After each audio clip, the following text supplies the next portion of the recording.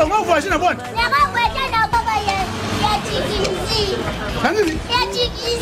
Tunisie. Oui. On va voyager Tunisie dans bonne. Et Zalakate. Ce qu'on nous voyager. Na voyage assis, agence assis. Et amis Simat, consulting. Yaka.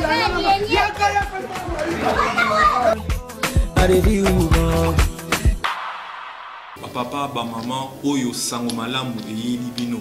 Oyo agence na bino Smart Consulting et yeli bana na bino oyo bakoke nekotanga à l'étranger ba bourse d'études. Tous en a ba bourse d'études pour la Tunisie, pour la Biélorussie, na Chypre. Pour na batu nyoso oyo bazana posa ya koke nekosala ba démarche na bango pour na commerce, pour na bakene ko visiter en tant que touriste. Boya na Smart Consulting, tout ça là, assistance visa pour na Schengen, Turquie na Canada na $500 ya bamba. Adresse na biso, tout na Nyangwe numéro 269 na commune ya Lingwala. Ba numéro na biso za na C, bobenga biso pour na ba détail. Na Smart Consulting avec $500, on peut voyager partout dans le monde. Merci, j'ai dit malamu na bino nyonso. Voici déjà mon canne à Rolandaka, plateau de vérité, 10h à 11h, 15h à 16h pour la rediffusion. Merci parce que vous allez belé, aussi vous allez sur confiance. Merci pour Moussala Yangonde et qu'on permette à Bino apprécier ni tous au Sala, ni les la République démocratique du Congo. Lobby Martin Fayou la Kenda qui n'engue invitation singela qui c'est vrai. Vous avez mon collègue mardi dans la soirée, général Sylvano Kassonga comme Bengisaki. Bandeko o bazali pembeni ya Martin Fayulu pe o bazali pembeni ya Théodore Ngoyi ba yebisa bango te parquet article ko yeba likambo wana te invitation donc aniye na ye mais lobby na sima ya démarche o ba avocat Martin Fayulu basala ko kene na parquet ba article ko comprendre que c'est vrai invitation ezalaki mais le procureur a boire kisne likambo ngo ba occupé na yango te ba klasango sans suite. Pourquoi j'ai un ping pong wana et pourquoi il faut que le général Sylvano Kassongonde a communiqué autour de l'Ekambouana. Pour aller parquet, Mokota Salaki démarche wana. Tokobeta l'Israël le ministre Eteni Longondo. La Cour de cassation a sengi na Parlement. Bâti en accusation ministre wana la gestion à Covid-19. L'Ekambouana Covid-19. Tout le monde a eu son sonné qui va déclarer que ma Covid-19. Babeta il soleil bibembe bazo somba. Babeta il soleil ba mongo. Babeta il soleil à baja équipe à riposte oyo parce qu'il y a un paiement. Proposition Ngoïka Sanji. Élection à présidentielle, ça va d'une manière indirecte. Est-ce que le système Wana est comme même marqué l'été dans le est-ce que c'est le moment de changer le mode électoral la biso autour de la campagne de Mekabeta Lisolo, de milice qui Ngabwa et Souka Wapi, ou en sommes avec ces dossiers. Après, ma dénonciation, après cette démarche à la police, à Tseki, ma beaucoup de parties, ça moi ma bête pour ma kele na Kinshasa, les Kamango et Souki Wapi, Nanya Zana Sima les Kambwana. Merci Nabino Wane Zali Makam Oto la Mokola Lelo. Tosenga Nabino pour s'abonner, belé la chaîne YouTube Nabiso plateau des vérités. Pour ce faire, j'ai dit à Lelo 10 septembre, on a 3 invités sur ce plateau. Na Obanabon Ndeko Papi Moussa, Moussa Dato Kadjou, Ndeko Papi Moussa Bonio. Te Kime Anzambe Zalim. Kime Anzambe Zalim. Oui, Kime Anzambe Zalim. Yambo, tout ce qu'il y a dans le milice qui Ngabwa, silence moko, to éviter, est-ce que banquette ça qu'on continue pour nous connaître le Congo il faut tout saluer que banquette comme combattre na souka to moyen na dossier ya général Delphin Kaimbi enquête comme na souka psycho to soki armée à communiquer sur ça on a problème mais au moins enquête comme na souka donc les cambakinga ba to s'agiter mingi peut-être enquête ça non en cours tende kona sepeli na mutuna na ondenge otuni ngano yambo na pesi nanu ba ko débattre na ngambo te na pesi na baimboka nyoso to baye kolanda biso na etando eke na minute mbote bisika bali et ça sera vraiment un grand péché. Pourquoi pas? Je dois saluer tout d'abord mon autorité morale Joseph Kabila Kabange Moussada Tokaju là où il est à Kingakat, vraiment mes grandes salutations. L'homme qui a des amortisseurs d'une pelle chargeuse qui ne bouge pas. Ndeko kolobayete que no banquette et comme ko salema.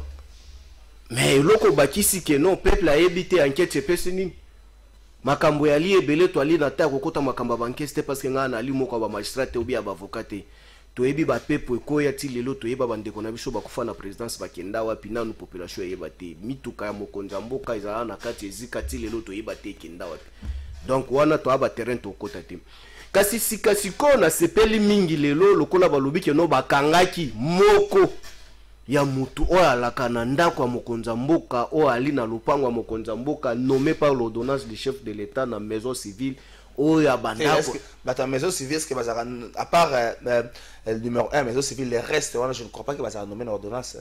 Attends que je te dis papa c'est quelque chose que je maîtrise très bien. Ces derniers il est à la présidence ça fait combien de temps? Si Olobi qui ali fonctionnaire à présidence il est à la présidence ça fait combien de temps? Parce que nga na évité na yebi longi na été depuis Kabila ali na pouvoir. Depuis Mouzé, depuis Mobutu, ces derniers non. Dis-moi Nyakeru, oui, Nyakeru na yebi depuis Mouzé. Azalaka na présidence la protocole Mouza Tikae. Biso peut to continuer na. Et aujourd'hui il est toujours à la présidence. Oui, j'accepte. Mais ndeko ali koloba na na présidence. Il est nommé na présidence ya Mikolo Oyo par l'actuel président de la République. Ça, il ne faut pas faire la confusion. À la présidence, nous avons les fonctionnaires. Il y a la présidence de la République. Oh, Bali, bah, fonctionnaire. Il y a l'État, Bali, na présidence détaché définitivement comme bah, fonction publique. Mais na batu, oh, Bali, à cabinet Mokonza Mboka, nde bango banomamaka par ordonnance. Mais na batu, banomamaka par ordonnance, il y a aussi les gens qui sont nommés par la décision des ordonnanciers. Donc ça, il faut expliquer à la population pour comprendre. Mais parce que tout le monde au Bali, la présidence va nommé par l'ordonnance. Kwali ba fonctionnaire à fonction publique, na Bali nommé par la décision des ordonnanciers. Mais ce dernier a été nommé par qui? Parce qu'il était deuxième personnalité de maison civile par le cabinet à Mokonzi. Na lobité na fonction publique, na cabinet à Mokonzi. Parce qu'après notre papa Abbé Moulumba, c'est ce dernier l'abbé aussi qui était l'assistant principal de ces derniers. Il était nommé par qui? Fonction publique. Mais si Kasiko ali na détention préventive, t'es to sepeli. Parce que baloba ki lo pangwana yali ya maman Olive Lembe Kabila. Et on les autres ça peut-être. Kotungisa te. Peuple fayeba. Parce que milice est consale ma pleine centre ville te. Et puis ça le miro lengi nini. Na veni place Kabunda Zali, na veni place député ya o soube la photo ya nini ya Malonda. Il s'appelle encore qui? C'était une dame. Moi mon bal t'as soube la photo. C'était une dame t'as soube. Mais sur l'instruction de qui? Sugisa. Bango yo surtout bali aveni moko. Mais bisika nini to ali komona ke no milice e koti na lopango ba comme formé première promotion, deuxième, soki troisième, nous avons 300 personnes au balaki na lopango, mais sur 300, on se rend compte que non bakanga ki ka soki 30 soki 20 combien au bazaki na ipekina. Mais les 200 et quelques ou les 300 et quelques on a bakei wapi dans l'air ba kolkende kabo. Mais sikasiko to lingi lelo toyeba évolution ya ba milice wana parce que yango nde ba état de France yango. Merci Papi Moussa. Ndeko Patrick Chabala bonio. Matondo mingi ndeko nangai pona ndenyo invité nga na tongo lelo na sepe na pesi ko débattre na ngambote e mataba la muka pe baza a problème zate mais tout ça tozonda pona mboka bino nyoso ba congolais. Oui, tout le monde les congolais na pesi d'ailleurs ba tunyoso ba au cadre ya great ya good affaires sécurité place nga na za coordonnateur na pesi encore ba konzila ngai de pesi mbote sans oublier les chefs de l'état son excellence Félix Antoine Tshisekedi Tshilombo et Fachi Mwelon de Kambakinga bois. Bon, c'est vrai, enquête bandaki. Mais comme c'est pas toujours mon enquête, mais aussi longtemps que les Cambouans sensibilité dans nos amours makasi. Pourquoi pas dossier il fallait faire la flagrance, possible faire la flagrance les Cambouans surtout que ils ont touché intégrité en boca. Mais au moins que Makambo ils ont fait ça pour un poste na seka, poste na là. Oh la passe. Il dépasse parce que selon d'autres langues. OK. D'autres langues. Oh non, mais l'histoire ils a dépasse. C'est d'autres langues. Il dépasse à Bundi Nambokoyo pendant plus de 35 ans. Est-ce que vous est-ce la milice pété? Quand Katango trouve le pouvoir, ça il faut être fou. Quand Katango a le pouvoir, de tout ça que la milice, il y a nini, il y a 37 ans, sans milice. Et tu es d'ailleurs la partie politique de la milice, il y a beaucoup de bango. Tu es la partie où on a côté. Mais ce que moi je peux dire, c'est quoi? Dès qu'on a le bic et ça a quelques mètres par celle, il y a le président Jean-Marc Kabound. Qui avait dénoncé ça? C'est le même président Jean-Marc Kabound. Il y a tout le monde. Tu connais de tout le monde. C'est Jean-Marc Kabound et tout le monde. Non. Il y a un mouvement. Il a confirmé. Le bic, il y a Olive Lembe. Si paroisse c'est parcelle moi je ne confirme pas. Ouais. Moi c'est là on a nazoka. Sur le geno eza le pango ya Olive Lembe. Là il faut faire l'enquête très grave côté Olive Lembe. Il faut qu'on laisse du temps. Mais oui, comment dans le pango na yo ba ko la milice. Ndeko père bi que non batangi nani des personnes de maison civile. Écoutez, chaque personne est présumé innocent jusqu'à ce qu'il peut être établi. Est-ce qu'il va condamner Moutango? Va juger? Non. Va kangé kaka. On n'a pas jugé. Oui, tout le monde a droit ce qu'on appelle pour des enquêtes avant de nous le temps oyo basta nani basta l'enquête. On peut faire enquête, ça va faire enquête comment on Mouton naza naie quoi azana innocent bazo reprocher derrière bazo reprocher le comme côté azana innocent ba comment on est coupable le quoi les amutu tel mais quoi banat donc justice ezane déjà mbunda non batik la justice musale sera musala ngo malembe parce que je pense les procureurs azo sala enquête naie pour amona nini ya font le dossier par rapport à dossier oyo tozomona soit disant dossier à milice. Moi je n'accepte jamais biloko na dossier à milice, je ne confirme pas. Et je ne confirme pas parce que milice vous seulement la vérité. Dans le pango mogo il y a quelques mètres va vendre na carte va milice ya nini. Pour ya nini. Alors je ne peux pas kubo yango ni kondima yango mais moi je regarde les yeux fixés vers la justice. Justice et ça la musala nango. Voilà. Merci Patrick Chabande commissaire Mangala Bonio. Oui, donc en forme, nous sommes là pour tout sur le masolo en boka na PCP bako débatteur na ngai mbote tuza wana pour tout sur le makamba mboka likambo kingabwa bino peut-être na quoi na bino bovanda ki calme bolobi eloko mokote est-ce que pour c'est lingi kolobake likambo nous toucher bino te mozo bosa peut-être que bozape ba kino bovandi pe na mboko bozape ba congolais donc ozali kama mboka jamais toko ko accepter le na kata mboka na biso bacha biso na mobulu la milice eza na kata mboka na kata capital bacha biso na kata trouble makambo o biso tulubaki ya coalition oyo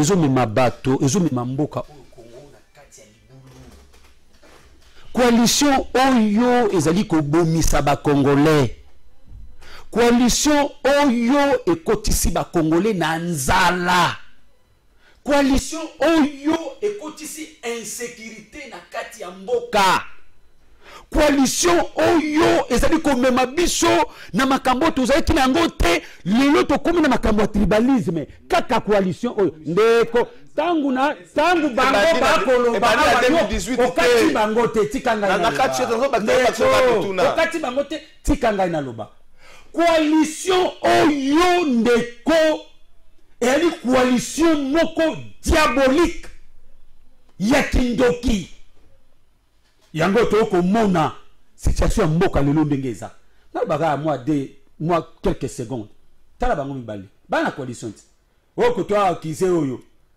o basaba ministre o ko to o ba ministre o ko to ndako na zaki Olive o ko to kuna avenir ya la coalition bisikeza comme mabiso c'est pour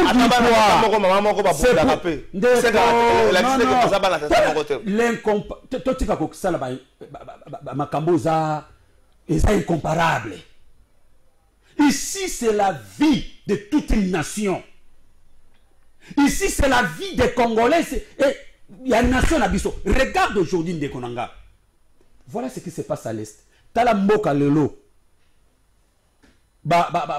armée étrangère koti hein? Pourquoi? Fragilité Zali. Donc le pays n'est pas gouverné. Pourquoi? Ceux qui ont aligné au sein malam au côté télémélier au côté sur mekabo au côté donc ndenge coalition en bref je vais dire des choses. La première des choses sur cette question oh ya makambo ya la milice ya makingabwa. Nous exigeons les enquêtes parce que nous prenons des vraies enquêtes, pas enquête mon ko to mona régime ya bandeko Moussa ba procès mon bidon wanate. Nous exigeons de vraies enquêtes de ceux qui batu bazali ba condamner bango Parce que nous ne pouvons pas accepter la Katia capitale, bah milice César na Katamboka. Ça c'est la première des choses. Parce que Bisso, tous a exiger état de droit. La deuxième des choses, nous demandons à notre peuple jusqu'où nous devons aller avec cette coalition. Parce que coalition, il a quitté la limite na yango. Comme peuple n'a pas dit que coalition a un intérêt na bangote, il n'a qu'à prendre toute responsabilité. Merci Ndeko Michel Mangato tikala na yo parce que vous allez moko ya bandeko yo bazana kati ya Lingombo la Mokam. Martin Fayulu, koto yo ba nier existence et invitation auto originalité nango véracité nango koto ba nier koto ba kende boyena nini na parquet ba lobite ezalaki mais to classer dossier wana bongo to tiango na mopanzi. Est-ce que ezalité kobanga parce que communication et yaki na niveau ya la police aussi longtemps police te mutatinda ki invitation utaki na parquet ou encore ndenge ba toso ba jeune abino moko pour pas tout baza ko akise notamment ba tu ya cash baza ko akise que jeune abino moko parce que Fayulu la tikala ki na epé ko zo invitation te jeune abino moko yango ne bosali yango et puis na suki ndenge jeune abiso na banani bossa la buzz c'est le bande jeune abiso na banani parce que ce que ça j'ai à la moko moi je ne comprends pas bon, voilà ce que je voulais vous dire c'est quoi pour la première fois dans l'histoire il y a République démocratique du Congo les gens doivent retenir que parquet bah nier invitation na bango c'est pour l'histoire pour la première fois dans l'histoire mon frère ne blaguez pas hein? Fayulu n'est pas n'importe qui hein?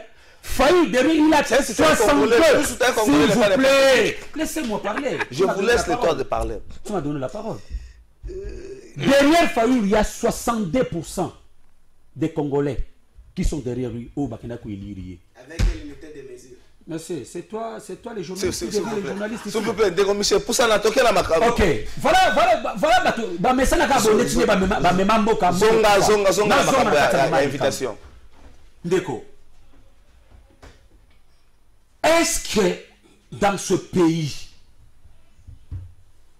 nous pouvons dire que monopole il y a décision ou soit si les gens va porter critique na bango ou ba lobby vérité moko o ils tambola pour la marche à République batouana ba comme objet à poursuite parce que ils ont dénoncé quelque chose dont on a piétiné la Constitution du fait que le président légitimement élu Martin Fayulu Madidi a dit que M. Félix court le risque de la haute trahison. C'est ça l'objet qui doit faire que Martin Fayulu a la poursuivi. Mais nous avons dit, et d'ailleurs nous avons entendu, c'est là qui est invitation. Parce que tout le monde y a un côté. Mais Toyoki ke bakei kotika invitation wana et pas ya tordongoy. Yango biso to mituni. Est-ce que Fadel Ouz wana ndako Martin Fayulu pour l'invitation ezaki bien marqué hein? Fadel Ouz na katia na liboso ya Fadel wana ba ministre bazawana liboso ya Fadel wana ba JR bazawana liboso ya Fadel wana la police ezawana liboso ya Fadel so okeyo mona ba ndeko na biso ba congolais oyo ba sala ba cop na bango kotambusa mwa babilamba na bango kotambusa mwa makasu na bango. Mais alors qu'on y a empêché qui va nous invitation qu'on a. Mais regardez le balasso. Tala maintenant, maman Elikam. Bisoto monaki invitation na kati ba réseaux sociaux. Mais toyoko yoka babi que non na munoko ya général Kasongo non invitation moko kunezate. Mais le président Martin Fayulu c'est un homme légal, juste un homme de principe et un homme de valeur dans ce pays. Qu'est-ce qu'il a fait? Il a envoyé ses avocats pour aller se renseigner. Qu'est-ce qui se passe? Qu'est-ce qui se passe? Parce que Tomoni n'a qu'à les réseaux sociaux que l'invitation. Mais dès que je suis par là, oui, il y a un lobby boy. Bala Moussa Niaou ezalikola la te. Bala Moussa Niaou oyo ezalikola la te. Biso toza ko prôner état de droit. tokoki kolinga jamais na kati ya mboka na biso mon frère ba restreindre liberté d'expression tokolinga jamais que la démocratie soit piétinée. Merci Michel Mangala. Tokokutana na bango na nzela. Merci de Michel Mangala keba tam susu mutazola msanyau eza kwa sinaleke nyau kebo zola bo nkosi moko za na pembeni na yo po nyau palo kanzela donc nyau tika la na position na d'accord eloko boloba wana biso tokoloba merci amoni biso tokotosa merci mobeko ya mboka mais de soki bandeki oyo batu bazali na raison te po ba voir quelqu'un wana ba mona ba congolais na zela na ba ndeko papi Moussa deuxième fois makambo ba jaka ba invitation la Martin Fayulu il y a besoin na casier judiciaire ya mi balo yeme et sur la sans suite est-ce que la justice aza kobanga la personne de Martin Fayulu oyo soki il faut aya akozala accompagner na une masse ya population une foule ya batu ou encore simplement ezo za la procédure moko ezali mal entamée ya ngozo suka kana nzela ndeko yali mingi ya molamba lolala na mutuna na yo na sepeli mingi na ndeko Mangala lokola lobiki no bala musanya ute aboseni keno bule dok alia kanyao donc biso tozana biso ba chien berger o ba panzaka banyao na ndenge ali sekite sor na ya koyeba mais esalinga pasi ali nini te tolobi yango ke coalition et ali dra ya kofinika bosoto te bisika bosoto yali il faut to lobela yango pour que mboke kende liboso yango mona kezaka lit ya yamonanga lit contre les immoros qu'il faut chasser dans la classe politique congolaise même na kati ya PPRD qu'il soit du PPRD de l'FCC ou de l'IDPS quand tu es immoral parmi tant des immoraux il faut kobengana yo non ko débatteur nanga smalto vraiment je suis vraiment frustré hein juriste de formation alors que non bakangi ye kaka parce que il faut pas établir qui non de quoi attention vous êtes juriste de formation il faut pas parler des choses comme un menuisier parce qu'un menuisier n'a rien à voir avec les cours de droit tu as eu le temps d'être à l'université pour apprendre ces choses ndeko o bakangi ndeko mais Jean-Jacques Mamba il a été interpellé bakanga emani militaire na kiloto auti kola mukana mbeto en matière de flagrance na matière oyo yebi ndeko tunda ya kasende avec ses immunités tous les deux babema bango mbangu basambisa bango butu en matière de flagrance pour eloko moko tolobaka ngo sur les droits administratifs mais boni le loyo juriste de formation mutu ali kosala milice qui touche na sûreté à l'état condamné par la constitution yo ali koloba bakangi kaka bakanga kaka jusqu'à cette culpabilité kozala wana flagrance ezalité yango biso nde tokoleka na télévision po tosunga mokonza mboka na ba raisonnement boy non ndeko tika ba aventure bongo mboka oyo yali mboka ya un groupe restreint ya batu moko te balwa que non parce que nous sommes du PPRD ou soit nous sommes batu fachi béton nous devons faire de n'importe quoi. Là où la loi dit les choses, nous devons vraiment interpréter dans le sentiment. Encore tu es juriste. Fais très attention. Il faut que nous fasse pour que Mokonza Mboka aille bango. Ces messieurs devaient être jugés en flagrance. Il fallait les juger en flagrance parce qu'ils ont touché la sûreté de l'État. Fais très attention avec le mot, tu es juriste. Ndeko lobby que nos coalitions ça ne produit rien. Moi je ne sais pas ce qu'il y a une coalition et a arrosé ma fleur chez bango.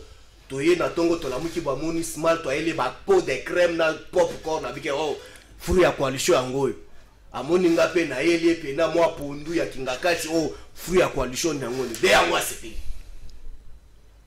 oh coalition eza fruit ya tribalisme ah ndeko tokende na tozo tala dossier Fayulu na okende na dossier Fayulu laissez-moi sina répondre biso to na ba bule doc ba olia nyao alobi yango kete coalition ya libisika tribal mais biso to la linde comme keba ite moko ya bino oyo abanda ko bundela bino non to fungola chaya tribalisme te to bunda contre le rwanda to éviter même les faits oyo mutu moka dénoncer que tribalisme pour permettre moi je peux pas entrer dans le terrain qui n'est pas illégal. OK. J'en viens. On expliquer pour na l'idée rétrospective ya bisika ya vandaka. ayebi placement etangaka yango nde na rappeler natangeli mboko na bango fatanga pe ya biso ya PPRD na ya IDPS nalobi boye moko na bino oyo abundelaka bino koleka yo mangala alobi boye lingomba na bino ya lingomba moko tribal kala fay moto alobi yango te omonaki alongi nanga mais sikasiko yo boni oye awa okoloba keno lelo biso coalition ya tribal yo na PPRD somona biso to prona ka tribaliste kende kuna Shadari Ali Katange Boshaba Ali Katange Mabuchi Okelumano Ali Katange Baekanga Bali Bakatange donc chez nous Mende donc quand tu vois de l'FCC ou PPRD nous sommes un parti politique oyo balobaka et sangisaka bikolo nyonso Suki ça. mais toi kende siko na invitation tendeko biso to ali ba conseiller chef de l'état volontaire na lobaka ngo chaque jour oh afutaka biso te to ali lokola ba o basala ka ba 10 notes par jour te bafuta bango be ba ko sala musala malamu te biso to ali ba conseiller président de la République ko afuta biso te état de droit ce n'est pas aussi nier l'invitation que vous avez envoyée ce n'est pas l'état de droit. Oui, que ça lui bosso ni pour la nuit. Comment banga Fayoulou? Fayoulou c'est un député. Il y a un bobotine de là qui est invitation. Il y a casier judiciaire. Il y a casier judiciaire. Eh, bon lempi biso titi Fayoulou a kenda te bobangi botiki. Deuxième invitation du Soussou. Et ça libère dans les réseaux sociaux tout titi. L'avocat général a signé qui le cas sawana ayeba ni bien identifié. Sikasiko ye moko omoni ba izirpe signature na yo boni yo muto mobeko obimaki te olobake te signature wana yali yangai te vraiment il faut to luka bato basali faux usage les faux c'est condamnable il faut to kanga bango ndeko te dora na se bango défi bato baiki kotika lokasa wana ba vidéo yali yango avocat général wana yo kaki yango.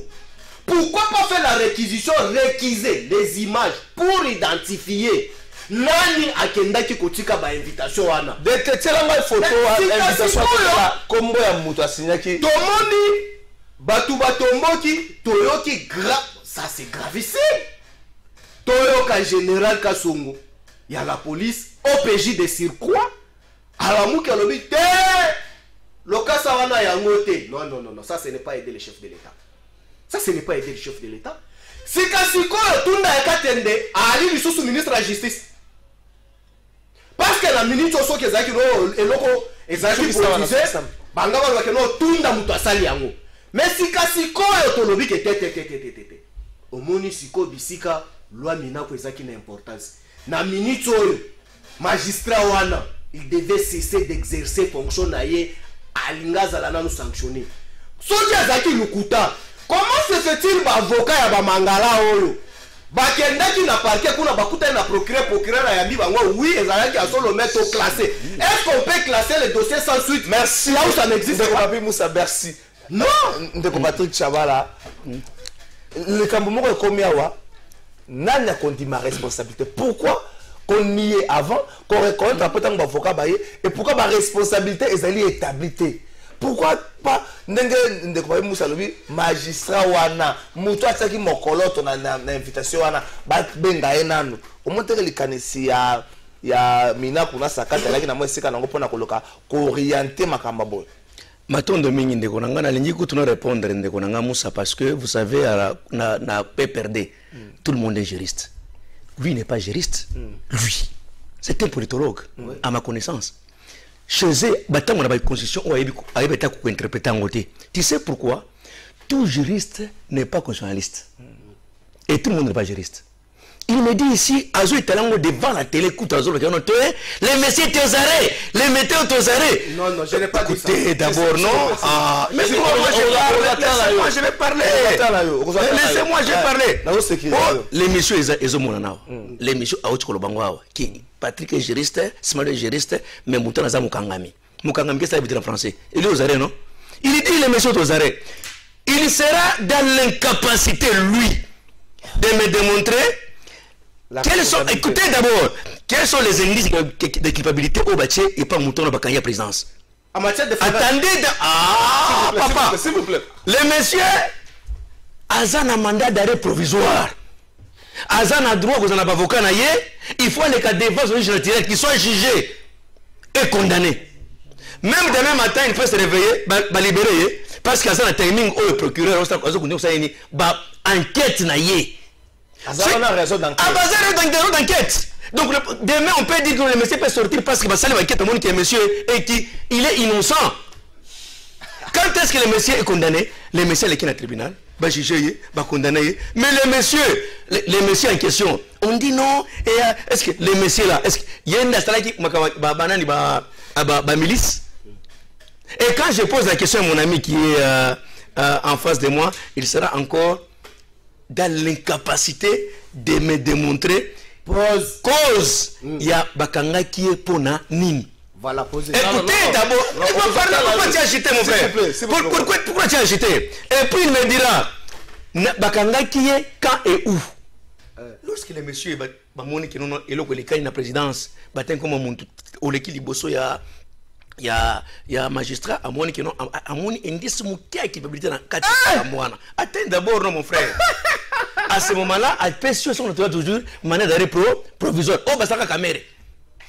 Mais je regrette mon frère aujourd'hui, il se réveille au petit matin que non. Attendez, je ne vais pas terminer. Oh, les messieurs, Bakangé, est-ce qu'il est condamné? Il est jugé, il n'est pas jugé, il n'est pas condamné. Le monsieur présumé innocent jusqu'à ce que sa culpabilité soit établie. Donc le monsieur est innocent, il ne connaît rien. Deuxième des choses, il me dit Makamwana il y a Fayoulou. N'a proposé on sur oh non, Fayoulou nani convoca nani invitation. Est-ce que Bango va brandir une invitation à Bango? Va brandir une invitation à Yangoyo. C'est faux cette invitation sur Facebook. Qu'est-ce qui vraiment, je regrette. Écoutez, ouais. Tant que Sukoyo, avocat a fallu le baquet na parquet, solo na magistrat. Tant que babi que dossier allait classer sans suite. On les allait que invitation, zalagi to zalagi. Yo zalagi tant que magistrat qui est au tel na avocat fallu yo zalagi. Ou bien sur les histoires vous sur Facebook. Moi je n'ai pas vu ça. Na média, écoutez. Ngai na yo ki yango tata na média autour na mingi top Congo lobi yango déplacer les cas. Deuxième de écoutez mais papa pourquoi tu as agité? Na sécurité. Tango loba, tinga na loba. Si nous sommes dans cette agité c'est que Azat touché quelque part. Azat loba wanga na vana sécurité. Moi je n'ai pas vu place au magistrat et avocat fallu ba ke neko tourner non. Invitation à les moi je n'ai pas vu ça et je n'ai pas de preuves. Ce qui vous en preuve vous êtes devant la télé beaucoup brandir dans les vidéos on a n'engue avocat Fayulu bagné devant magistrat ba lobiango. Si ce n'est pas le mensonge parce que Kalamuka est fondé sur le mensonge. D'ailleurs je remercie Mike Mukia parce qu'avec compris que non la Muka c'est le coquille vide à comprendre qu'en tout cas et le on est comme on a souka nango pété il a vite compris il a fait un pas en arrière il dit non on a pamba. Et puis, il a lancé encore 5 géants Kassongo. Makambo oyo nga na weki lelo oyo. Nazana bandeko na ngai bazvandi na Grand Hôtel na muso baza sima ya Fayulu. Soit disant président Eli. Mais comment nous prenons président Eli? Celle de faire des anacateurs. Manquer les obéta ma chaque jour. Dans le pan, on va prendre la République élu, selon lui. Et puis, c'est ce qu'on appelle, nous avons sonore ou des députés, mais que l'oignon soit qui est le matin. Mais comment, je regarde ce côté comme on a manqué les autres bêtes, ville comme il transforme l'église. Non, place on les a place, moi, la kimia, au fond, tu vas me reposer quand même, il faut une charge à Zuba. À salle de fête, à chaque fois, nous avons une cagnac à Mickey. Lui est chef de l'État, mais pourquoi il peut organiser ça? Pour te dire que Piaka, et puis il a reçu encore tu vas y aller. Tu as besoin de 50 $ à Mike Mickey. Quand tu arrives non, sur ce plateau, je refuse qu'on puisse mettre nos débats. Fayoulou, ce n'est pas les bons. Non, écoutez, s'il vous plaît. Élevons les débats. S'il vous plaît. On le bien, élevons les débats. Élevons les débats. S'il vous plaît. Là, nous allons répondre par rapport à mon frère qui dit s'il vous plaît. Je remercie Makim Keba pour comprendre que ma dans distraction. S'il vous plaît, de consommateur. Makambo, il y a 50 $. Ça vraiment. Mais c'est ça, solo. S'il vous plaît. S'il vous plaît. C'est moi Fayoulou. S'il vous plaît. Et comme 50 $. S'il vous plaît. Président de la République. S'il vous plaît. Soit disant élu. S'il vous plaît, de consommateur.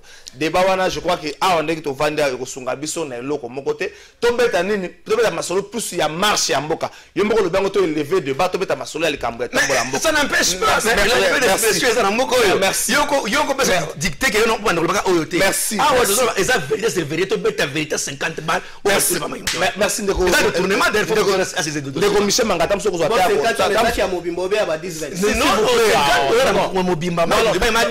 il m'a dit ça 50 ndeko Smato s'il vous plaît to sabande kwa to la biso to tika to poussa na débat et permettre à ce que makanisi et quoi to changer pe mala moko sujet je crois que vous souhaitez revenir na makamba ndeko balobi ministre Eteni cour de cassation et Monique après enquête il y a eu chef Monique maman kama base avec la gestion à Covid-19 ba to belé ba décret on notamment média décret yango même jusque là il ko ça limité awa makambo e poussani donc c'est vrai l'état de droit ça na nzela moko malamu et bande ko ni so baganga ki ba bato bazana équipe par réponse bazo zo mosoloté ba ko afin atata zo mbongo na biso temeleka moneke ki na soka to zo mbongo na biso le bano zani par rapport à makambo wana ozo apeta ko répondre na makambo merci ndeko navandi nalandi bandeko ba ndenge balobi alobi eloko moko te hein bato sa maloba na ngai nalandi awa d'abord ndeko voisin nanga de gauche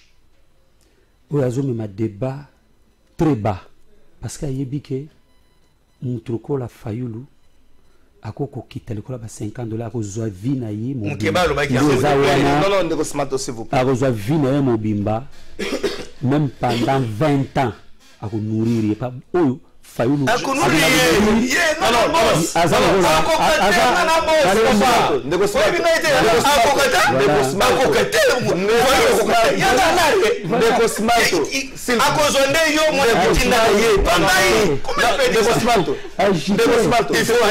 faut corriger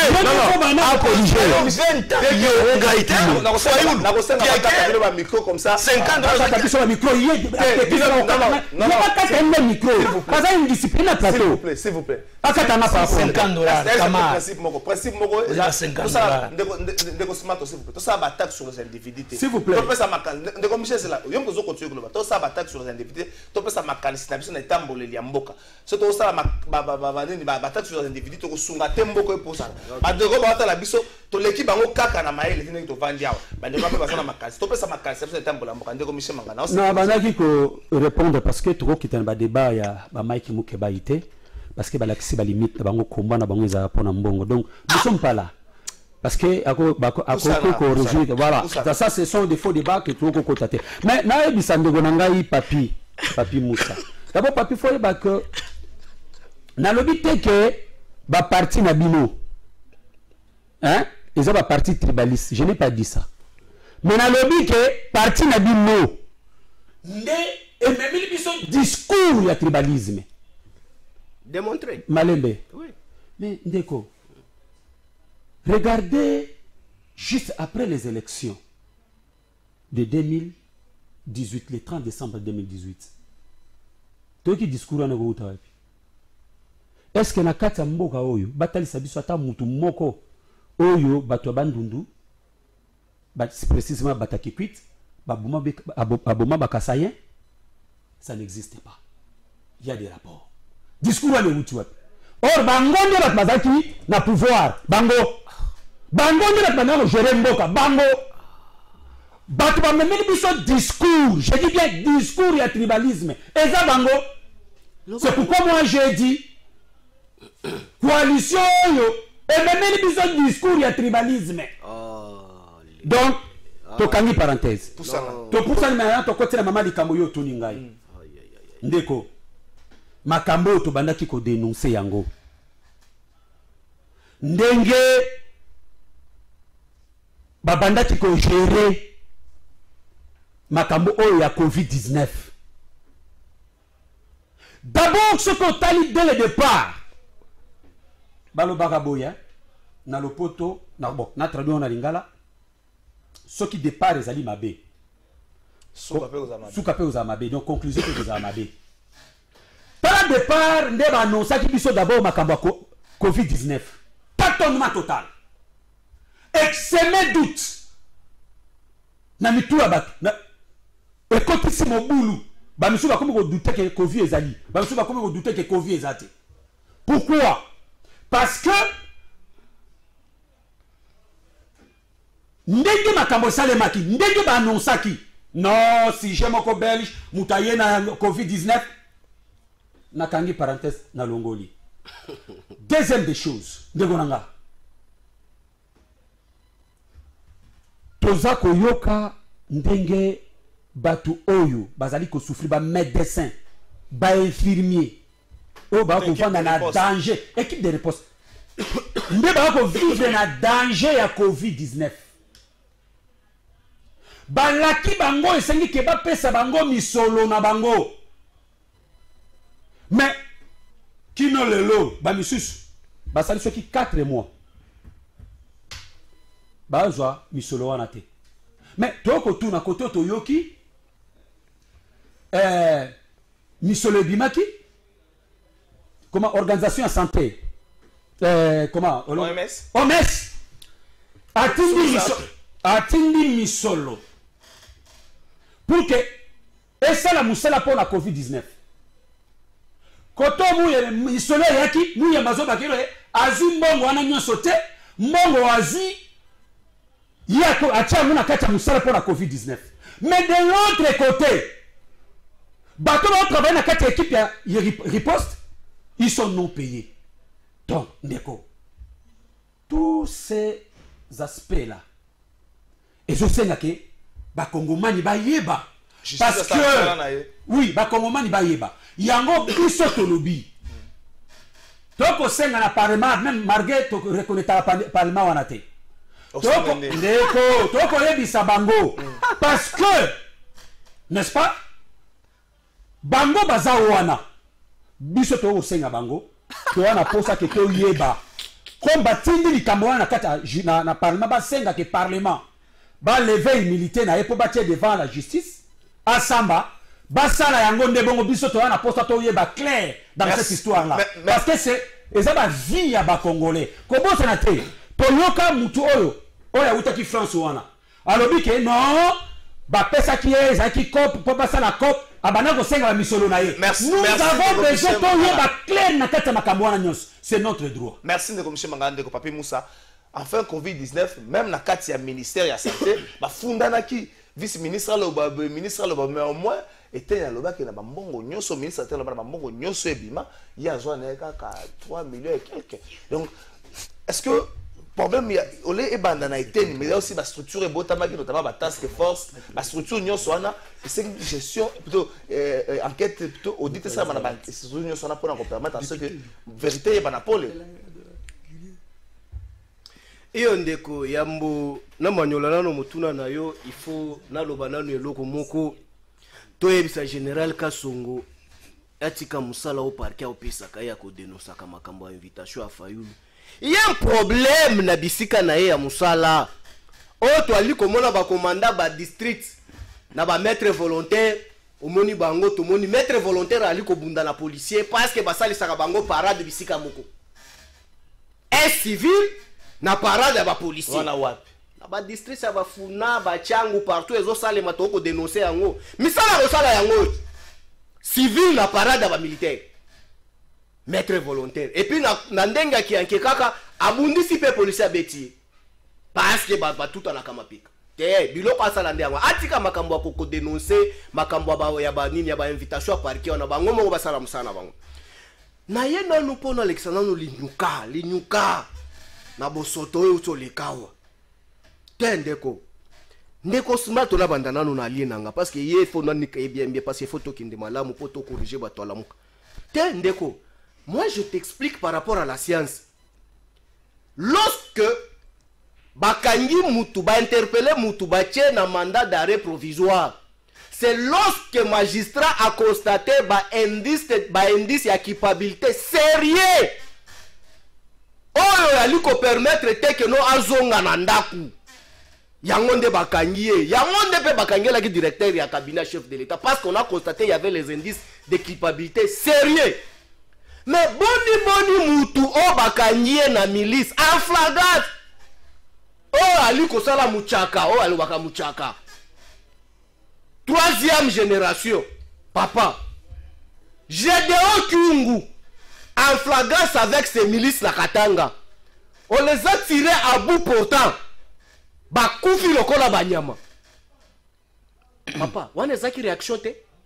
Chez Némoine de Seni, c'était toujours le même. Mais je n'ai pas vu à Cage, à Zado, Tendechi, Swaka, Chibola, Chaba. Bakome la États-Unis que non. Bakome la ngo, mais bakome la bango yango. Na bakiseli bango te. Chaba ngaipe. Comment on sait la race makamona poussa là. Oh, bato état de dom sous Chaba zali. Et ba yenda Chaba ka kombo emokote. Alors bakome la tangi soki yango te. Katende kombo na ete. Alors ba.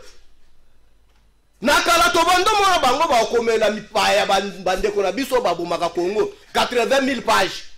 Tala ndende ko Kabila liko boma bato awa.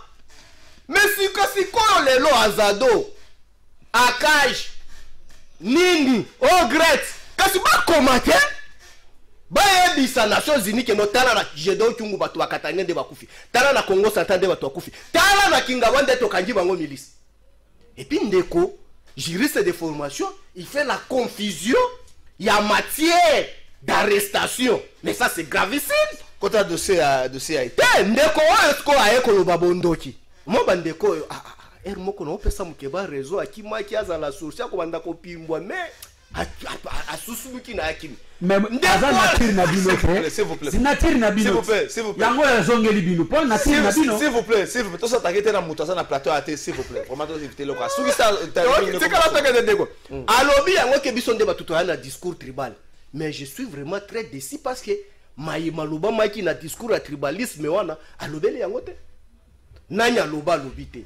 Grania umuto loba yango to kotinele ba bledok alobi yango te. Mais so to lingi to kota na kati ya makambo yango. Tokola kisa tribalisme la linde chez bango batongeli yango ndako 13 niveaux. Voilà to ali. Mais to kende makambo eteni ngana kolo makambo eteni parce que to yebaki yango ki akosuka kana ba travaux forcés. To lobaki yango te. Yango nde na bandolo ba Nzambe. Ba ministre santé ya mboko oyo. Ba loka bango bien ndeni basuka kana makana na ba travaux forcés. Oli lunga travaux forcés. Eteni to yebi kosuka na travaux forcés. Ba de douanier yote. Muyembe faut pe basambisa parce que to yebi ke Covid ezobika na mai. Ye moko nde muto alobi. Pepe de muto loba kite. Keno Muyemba sonaka batuka na mai atoki na pompe apesi mangala meni Covid ekini. Merci. Siko mbongo bapesa ki akosomba kisi. Na ya kopesa bato bali kosala misala wana. Ba médecin bango nyoso tu bazwa ata 1 mais bato bali kobika na mai. Misolo wana ke wapi? Yango nde tolobi na mama Janine Mabunda. Awa to sengi pe na bandeko ya ngai ya balie na nga basalaka soki bayoki no balingi ba lever militaire ya ndeko moko ya IDPS to monyango te. Mais IDPS banda ko bunda. Etenyo na to mona na IDPS te. Dirka ba chef de l'état actuel. Comment on na le sous na bossa na kai. To mona na IDPS te. Yo te mto pour la bango ba. Ya to la pela ka bango te. Pour que pas la confusion na parlement te. Yango biso to ali kozela. Ki eteni to mona na ba travaux forcés. Merci ndeko papi Moussa ndeko Patrick Chabala les cambo ba te belé ba de ça qui yango mais simplement après on a sur enquête il y a IGF là sous-jeté que non IGF a remarqué que non il y a eu un sérieux problème il y a gestion à fond il y a Covid-19 alors peut-être na Covid-19 tout le monde qui vice-ministre à santé belé là qui yango est-ce que na niveau au na stade oyo esengi kaka ba pointer du doigt ministre était aussi longtemps que ba surtout monsieur Botama qui pour na gérer comme sur la Covid-19. Merci beaucoup. Ma tondo mingi makamba ya docteur était na kolobango muke makasi mengina balancer muke na likolo eta wewe ndeko nanga oyo bakangi les messieurs d'abord je ne connais pas son nom oyo ya maison civile je ne connais pas son nom o bakangi je vais dire à mon frère ceci il est vrai le magistrat azana droit mibeko epesi ningi sawana oyo tango kuti azo juger yo kuti ozana indice ya kati na makambo na yo il peut te faire quoi il peut te faire map sans aujourd'hui mandat d'arrêt provisoire. Mais lui, le procureur, ne dit pas le droit. C'est le juge qui a le droit. Donc le monsieur, à cause de Liboso, oui, il constate, le procureur constate. Donc le juge peut regarder non entre ces messieurs, Azan innocent, bon libérer Moutoy. Donc c'est pourquoi moi j'ai dit à mon frère que, jusqu'à preuve du contraire, notre frère n'est Azan innocent. Parce que nous avons jugé, il était. Tu comprends? Aza na ba moyen na ye ou ya défense ko pesa parce que constitution pesa yango. Ni ne peut être arrêté comme de la loi. Ce qu'on ninga za boye aza na défense na koloba. Tant que ça défense na ye, on arrête à ce moment-là. Ah, s'il vous plaît, s'il vous plaît. S'il vous plaît. S'il vous plaît. Tout na l'eau bakenda. Non, non, tout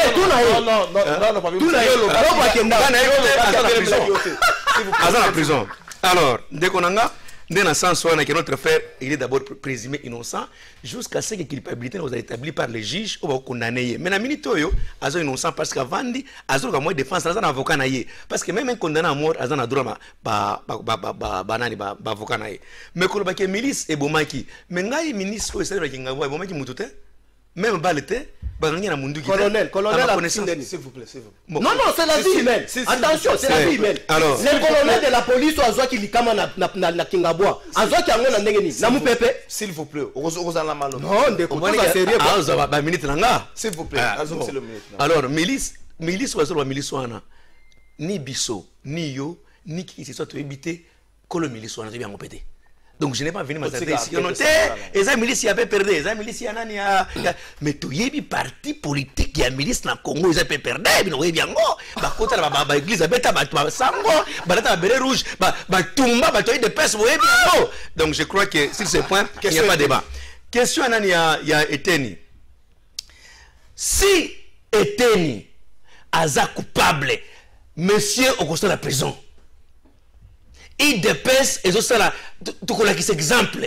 Si vraiment Eteni bakangier met dans les sacs, Eteni a construit la prison. Et puis chez nous ce n'est pas dire non. Oh acharnement comment tu veux perdre. Et oh c'est l'acharnement contre la personne. Chez nous ce n'est pas ça. Tout qu'on a qui sabango qui état de droit chez nous. Quand tu voles on vous arrête. Quand tu m'as j'ai dit ceci. Si monsieur Eteni c'est là où il est azonanga. Koutiye qui aza aibaki akosa la prison fatia ko protéger tamukete lobo et puis si ezana FCC komona acharnement il faut pas nous intimider donc on protège les voleurs donc chez nous c'est le cas chez nous quand Eteni a commis les gaffes ceux qui sont solo bon c'est pourquoi j'ai dit dans la réserve. Il est vrai. Oui, parce qu'après enquête, et après, Eteni a comme devant les juges. Parce qu'au moins, il y a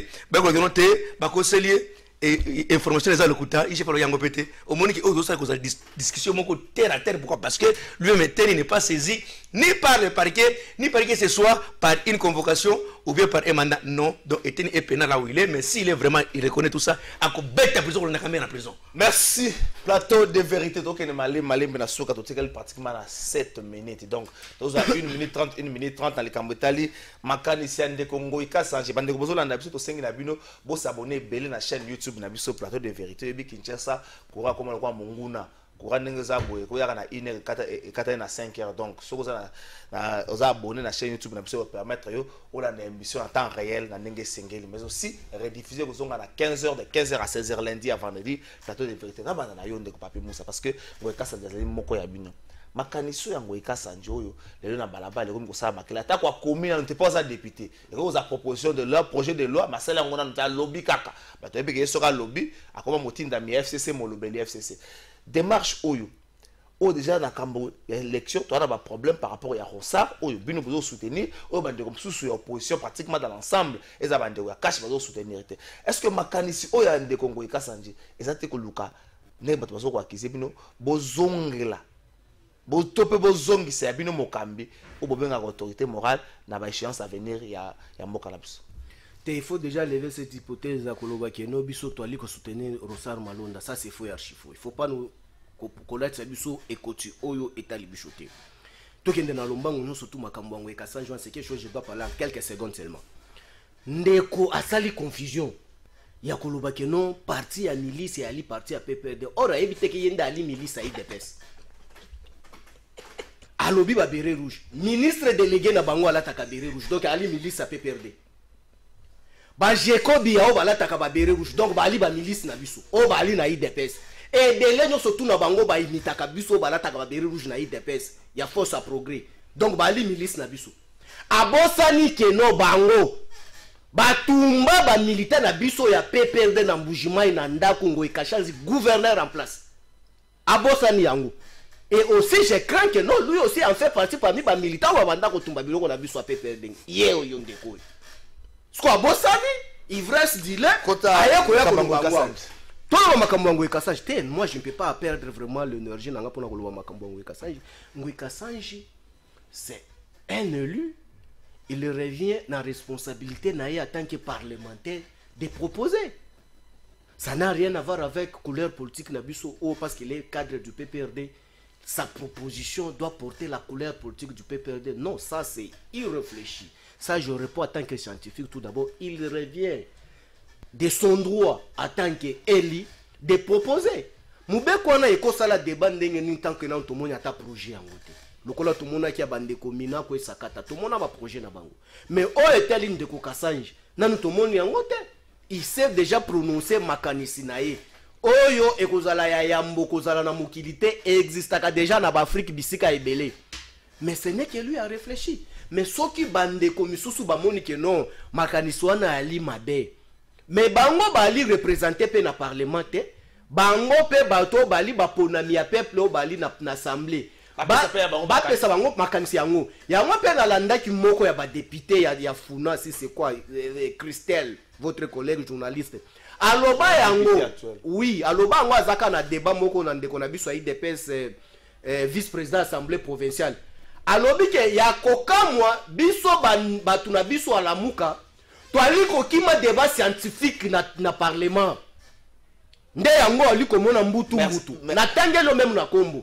Yango tolobi soki ngoy Kassange alobi bongo en tant que Eli. Merci. Il s'agit d'un débat scientifique qui va débattre ba lakisa makanisa. Merci ndeko Michel Manga pratiquement la souka. Moi teke makanisa ngoy Kassange na kombo bino bomenaka combat de légitimité zo qui est pratiquement ndenge mo soki président azali voter na second degré pour permettre c'est un ancrage il y a population parce que le parlement a la représentation il y a population il y a peuple mobile. Ndeko omoni bandeko na biso ba papi balingi diversion moi mingi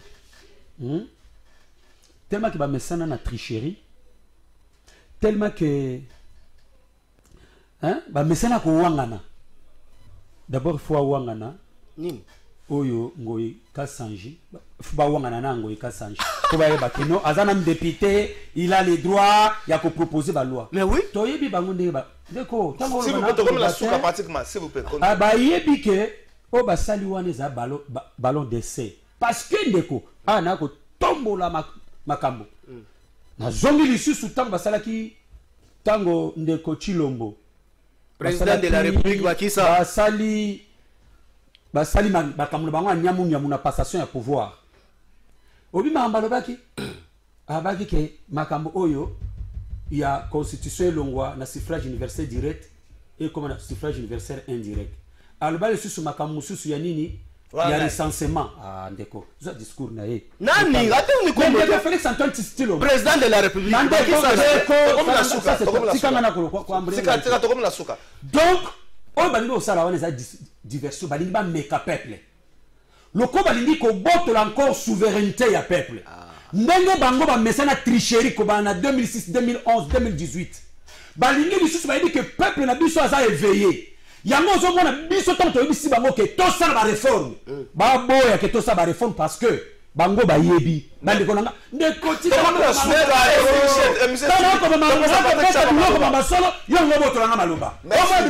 merci beaucoup Katabiso de compatir ça makanisa aussi peuple na boto souveraineté na yo comme na boto souveraineté na yo il faut tokuta na bango makamona suffrage universel direct et on a direct comme indirect wana et aussi battre là aussi nos recommandations de grèce de quoi pour le bateau si vous plaît bango basa ba boule d'or biso ba nya uyeba ke nya alia ka boule aboma ka boule d'or merci ça c'est la makamba suffrage bon de to lia bino merci non to comme na ba niveau to comme la plus makanisi ndeko Patrick Chaba nya wa lia bino s'il vous plaît makanisi ngo Kassange na ngonga moko ça vous permettre ce que coût est à la réduire et vous permettre à ce que au lieu ceux qui tokanisi des tours te tokanisa au moins que dans sous présence ou ancrage na niveau ya parlement non au moni FCC azana perte de vitesse ndenge za wana alors a mekik ba makambo ba calcul tout etembika na mai harmonique no to mekano oyo bazo ballon d'essai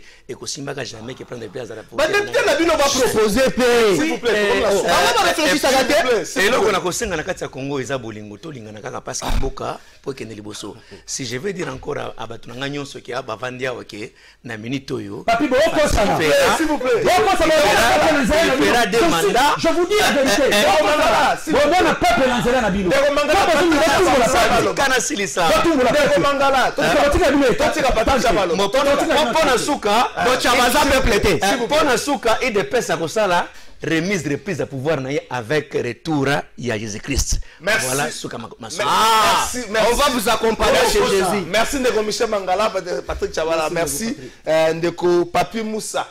Tolinga Congo. Jamal Baoko Sabango. Dans le barrel Moko, Congo c'est l'héritage de la famille Kabila, de la famille Mobutu, de la famille Lumumba, de la famille Tshisekedi, de la famille Bemba. Voilà. Congo c'est l'héritage de Yonanga et Sekan Sotozouame. Et ça dans la famille, ça la griffe T. Il y a pas que Congo c'est l'héritage de Nabino. Merci Nabino Nyon sur le plateau de vérité à Mukola Lelo. Merci na Koulout Nanga Guy, merci na Maurice Gigandou, directeur de programme. Merci na Patrick Kitoko. Bon anniversaire na Jires Kalafai, les Kayaya. Et puis Estanaël, bon anniversaire Nayo. Merci d'être au côté de Mukola Lobby vendredi. Bonjour Magui, tout va bien.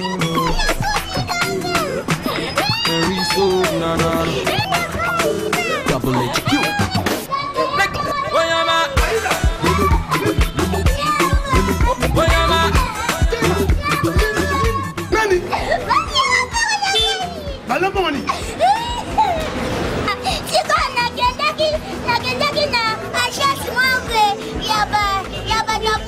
Votre boîte? Oui. C'est quoi? On va voyager la boîte? On va voyager la boîte. Il y a Nani? Tunisie? Oui. On va voyager Tunisie la boîte? Eh, Zalakate. Ce qu'on va voyager, na voyage assis, agence assis, et allez s'y mettre. Consulting. Yaka.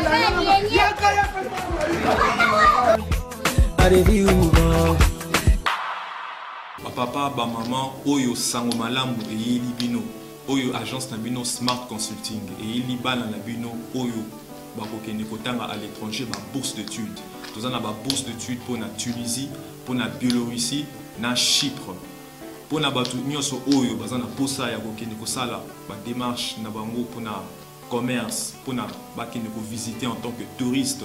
Boya na Smart Consulting, tout ça là, assistance visa pour na Schengen, Turquie, na Canada, na $500 Yapam. Adresse na biso, tout na Nyangwe, numéro 269, na commune ya Lingwala. Ba numéro na biso za na C, bobe na biso pour na ba détail. Na Smart Consulting, avec $500, on peut voyager partout dans le monde.